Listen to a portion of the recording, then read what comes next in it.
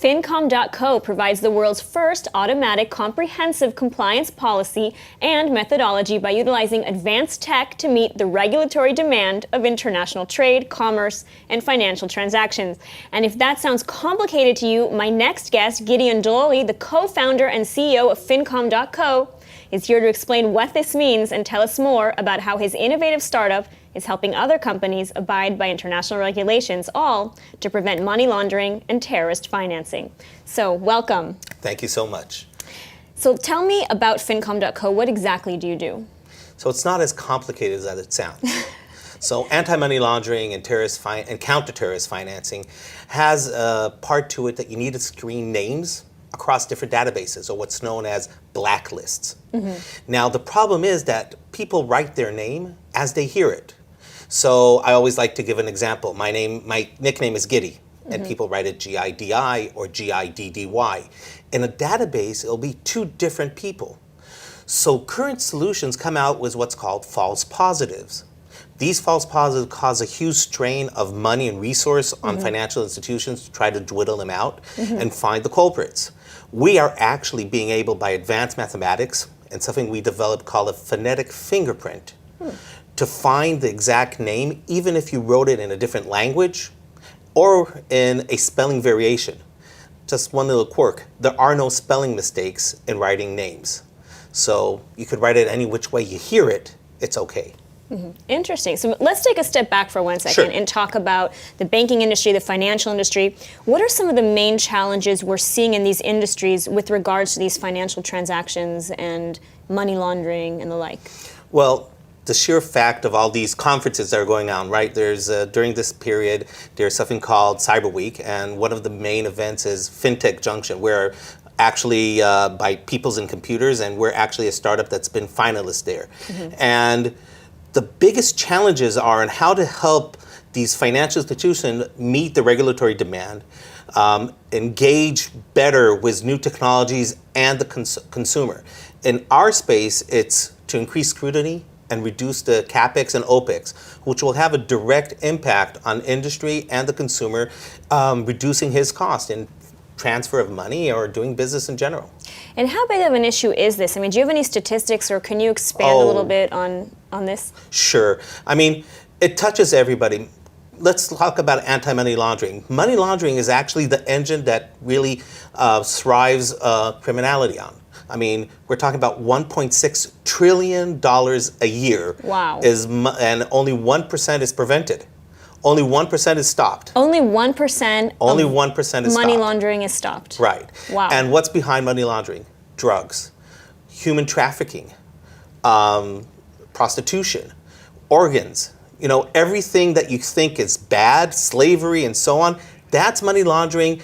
It's the engine for this. So if we prevent the criminals from getting their money into the system, and then they're just stuck with it in their pockets, it will be a huge impact on all of us as a people.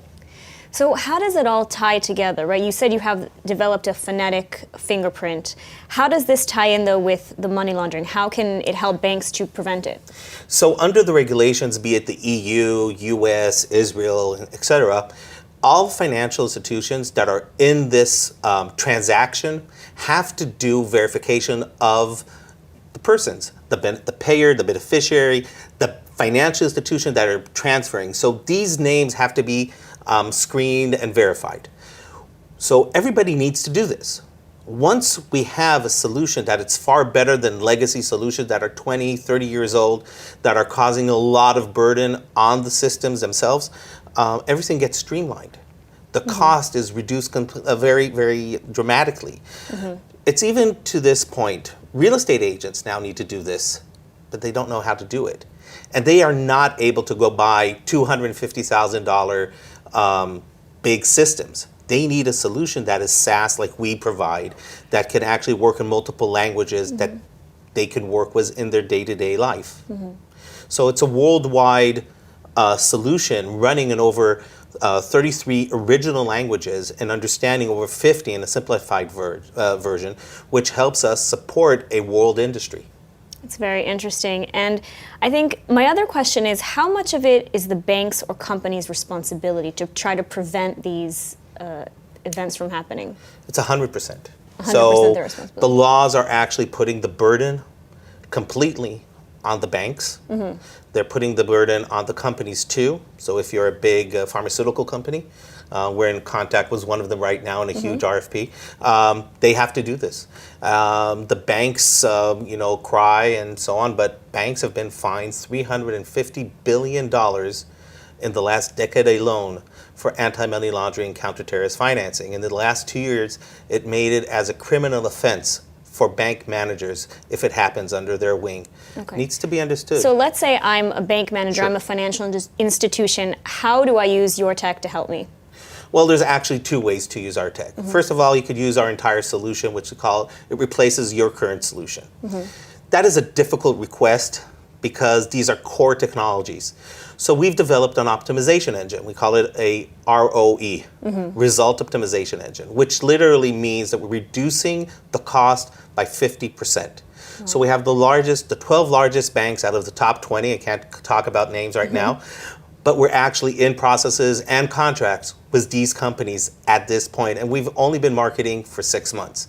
So it's a huge jump forward, and the technology is proving itself. And I understand you also have something going on with the DoD, which you can't go into too many details about, but can you tell us a little bit about that? So Cyber Week, exactly a while back, not this week, but a while back, the DoD did a competition in this country looking for advanced technologies, and we were finalists there.